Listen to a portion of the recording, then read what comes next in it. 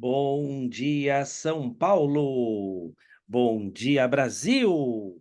Buenos días, Latinoamérica. Todos nuestros amigos que nos escuchan desde los puntos más al sur de Patagonia hasta los sitios más lejos en Norteamérica. Sean todos bienvenidos. Yo soy Peter Francolin, radiólogo brasileño, y hoy estamos juntos para hablar de roubo da subclávia ou roubo subclávio, como hablamos em portanhol. Enquanto eu compartilho a minha tela para poder demonstrar para vocês um pouquinho do que vamos falar hoje sobre circulação posterior, eu gostaria de lembrar a todos da nossa pós-graduação que vai começar em algumas semanas, poucas semanas, ainda dá tempo de se inscrever através do ecossistema Anima. Então, a Inspirali, em parceria com a DASA, montaram a Escola de Ultrassonografia, que está localizada na faculdade em Bimorumbi, na Moca.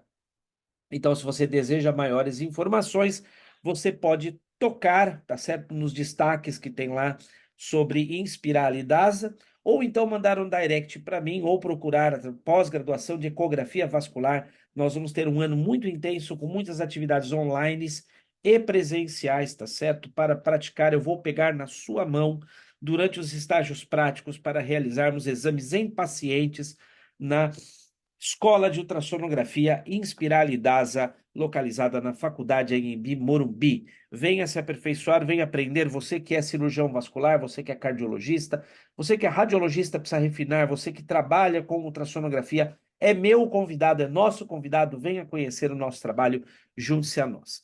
Então, eu estou aqui compartilhando a minha tela e hoje nós vamos falar do roubo de subclave. O roubo de subclave foi uma discussão que apareceu essa semana nos grupos de WhatsApp. Vou até deixar um abraço para o Dr. Rodrigo. E o que acontece com o roubo de subclávia?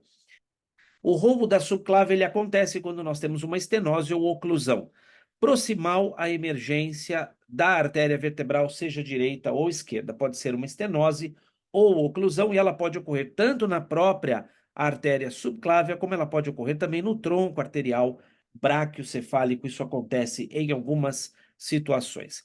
Então, o que que acontece? Nós temos a subida do sangue, a ascensão do sangue para o polígono de Willis através da vertebral contralateral e das duas carótidas, e vamos ter um roubo do polígono de Willis ou da artéria basilar. Nós vamos ter um roubo da circulação posterior através da vertebral ipsilateral, a oclusão ou estenose que nós temos. Então, no exemplo que vocês estão vendo aqui através do Zoom, então você pode observar que o sangue vai subir pelas carótidas, subir pela vertebral contralateral, descer por esta vertebral ipsilateral ao ponto de oclusão ou estenose e reencher a artéria subclávia. Então, a artéria subclávia está roubando, em tese, do polígono de Willis. E essa inversão ela não costuma acontecer do dia para a noite, ela é um processo, né? É uma progressão.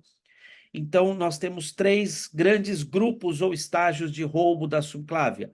O tipo 1, onde nós temos a inversão aqui, mas sem a inversão do sentido de fluxo, apenas um entalhe na onda da artéria vertebral. O tipo 2, que tem o sinal do coelho, que eu já tenho uma inversão parcial da subclávia. E o tipo 3, quando ela está totalmente instalada. Então, o tipo 3 é conhecido como roubo da subclávia, e o tipo 1 e 2 são conhecidos como pré-roubo da subclávia. Então, aqui o sinal do coelho, para quem está no Zoom, pode acompanhar. Então, você tem aqui o coelho, o sinal do coelho demonstrando aí um pré-roubo da artéria subclávia. Isso tem na literatura, vocês podem ver aqui, não é novo, é antigo, tem mais de 20 anos que isso é conhecido. E aqui um exemplo de um slide muito antigo também, que tem 20 anos, onde nós fomos procurar, que essa era a discussão do WhatsApp, procurar essa estenose ou oclusão da subclávia. Você tem que ir até a subclávia proximal, que tem um acesso mais difícil. Aqui nós pegamos um aumento de velocidades, falando de uma estenose significativa da artéria subclávia. Aqui um roubo de subclávia quase totalmente instalado, uma transição do tipo 2 para o tipo 3. Nós temos só uma pequena onda anterógrada. Muito importante ver o sentido de fluxo através da cor. E aí, aqui um outro exemplo já de um roubo totalmente instalado, um tipo 3, um roubo completo, onde você pode observar, se você procurar na subclávia o ponto onde a vertebral chega na subclávia. Então aqui nós estamos em V0, V1, e o enchimento da artéria subclávia e o ponto de oclusão proximal. Isso é possível em pacientes que tenham um bom biotipo, ou se você baixar a frequência do seu transdutor linear ou trocar por um transdutor convexo, que é o que eu quero trazer nessa aula para vocês. Então, aqui um exemplo de uma subclávia proximal ocluída. Vejam a vertebral invertida em tempo real, reenchendo essa artéria subclávia, e o que vai acontecer é que a artéria subclávia ela vai assumir esse padrão de onda pós-estenótico que você encontra nessa artéria vertebral, um padrão monofásico. Aqui um outro exemplo, uma paciente que tinha vertebral esquerda invertida, nós trocamos o transdutor, fomos com o transdutor convexo, é isso que eu quero trazer na aula de hoje para vocês. Você procura na subclávia proximal, você pega a subclávia distal e vem voltando em direção ao tórax, baixando a frequência, baixando o foco, alterando a escala de velocidades, e aí você consegue obter esta imagem que demonstrava velocidades acima de 300 centímetros por segundo, indicando uma estenose. Aqui é uma paciente com Takayasu. Também fomos estudar um pescoço mais difícil com o transdutor convexo e aí conseguimos encontrar um aliasing, e nessa zona de aliasing, velocidades de 500 centímetros por segundo. Então, você está comprovando que existe uma estenose nessa topografia, um local de difícil acesso, ok?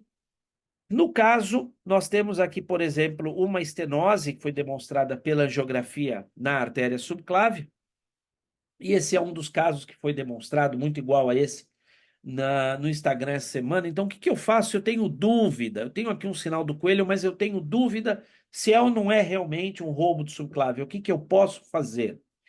Eu posso fazer a prova do torniquete ou do manguito, onde eu vou insuflar, tá certo? O torniquete. Então, aqui está a vertebral basal. Quando eu insuflo o torniquete, eu fecho a artéria braquial, eu ocluo a artéria braquial temporariamente, e com isso a artéria vertebral vai voltar quase à normalidade. Eu deixo uns 3 minutos, 4 de isquemia e solto o manguito. Quando eu solto o manguito, eu vou ter uma hiperemia reflexa, eu vou aumentar esse roubo. Então, na terceira imagem, nós temos um aumento desse roubo. E na quarta imagem, depois de alguns minutos, eu volto ao basal. Então, você pode dizer que a prova do manguito, ela foi realmente positiva. Muito bem. E aí o que nós sugerimos? Nós sugerimos que vocês comecem a desenvolver a expertise para utilizar o transdutor convexo, ou mesmo o transdutor endocavitário, ou se você tiver aquele transdutor que é utilizado na ecocardiografia, tá certo? Que aqui nós temos de baixa frequência para ver com pequenas janelas, esse é perfeito. Então vocês devem aprender a manejar esse tipo de equipamento. Então aqui um outro exemplo, uma vertebral esquerda com um tipo 2 de roubo, que nós buscamos com o transdutor convexo, encontramos o aliasing já lá no tórax, praticamente você tem que angular bem o transdutor, e pegamos velocidades acima de 600 centímetros por segundo. Perguntaram de oclusão do tronco arterial bracocefálico. Se você tiver uma oclusão do tronco arterial bracocefálico, pode ocorrer um roubo de subclávia, tá certo? Invertendo pela vertebral. Então a vertebral ela vai inverter, como vocês veem aqui. Só que essa vertebral ela inverte e ela reenche não só a subclávia, como dependendo de como ocorreu a oclusão, ela pode reencher até a própria carótida. Esse é um mecanismo lindo. Então nós estamos vendo aqui do lado direito a carótida direita com um padrão tardus parvus, a carótida comum. Por quê? Porque você tinha a oclusão do tronco, mas essa passagenzinha aqui estava aberta. Então, a vertebral, ela reenchia por aqui, enchia a subclávia, enchia a carótida comum, apesar do tronco arterial estar ocluído, mas existia um reenchimento, uma passagenzinha para a carótida comum, então a carótida comum e a carótida interna apresentavam aí realmente um, um padrão pós-estenótico típico aí de uma patologia, tá certo? Pós-estenótica, um quadro pós-estenótico, um roubo da subclávia bastante complexo, tá certo? Aqui a mesma imagem com o transdutor convexo, vendo para quem está no zoom a artéria vertebral chegando, a inversão da subclávia proximal reenchendo a artéria carótida comum, e não há comunicação com a aorta porque existe oclusão do tronco arterial bracocefálico direito. E aqui a imagem demonstrando o que acontece. A vertebral invertida, reenchia a subclávia proximal até o ponto de oclusão e tinha uma passagenzinha aqui para a carótida comum. Que existe uma situação em que eu posso ter oclusão ou uma estenose grave, tá certo? Da da subclávia proximal e não ter inversão da artéria vertebral, que é esse caso aqui. Então, um paciente com Takayasu, eu tenho uma artéria subclávia esquerda com padrão alterado, pós-estenótico, tá certo? Então, realmente fica claro que existe uma oclusão ou estenose severa proximal. Eu fui olhar a vertebral estava ok, estava anterógrada. E aí nós encontramos um tronco cervical que nem sempre vemos que estava invertido. Então eu pensei, mas que situação é essa em que eu tenho um tronco cervical invertido, uma vertebral normal e uma subclave alterada? Essa vertebral só pode nascer da aorta, é uma variação anatômica. E nós fomos descendo pela artéria vertebral que estava normal e encontramos a saidinha dela aqui. Vejam com o transdutor convexo a saidinha dela direto da aorta. Então, lembrar dessa variação anatômica que pode acontecer. Muito bom. Meus caros amigos, então era isso que eu queria falar para vocês hoje sobre o roubo de subclávia. A todos que acompanharam a nossa transmissão, a todos que estão nos assistindo pelo YouTube ao vivo e a cores, muito obrigado pela presença. Lembrar mais uma vez da nossa pós-graduação em ecografia vascular Inspiral DASA, que vai começar em poucas semanas. Maiores informações nos destaques, tá certo?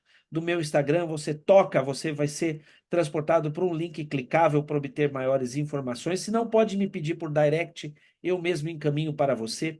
Muito obrigado pela atenção, pela presença de todos. Um grande abraço e até o próximo domingo, se Deus quiser.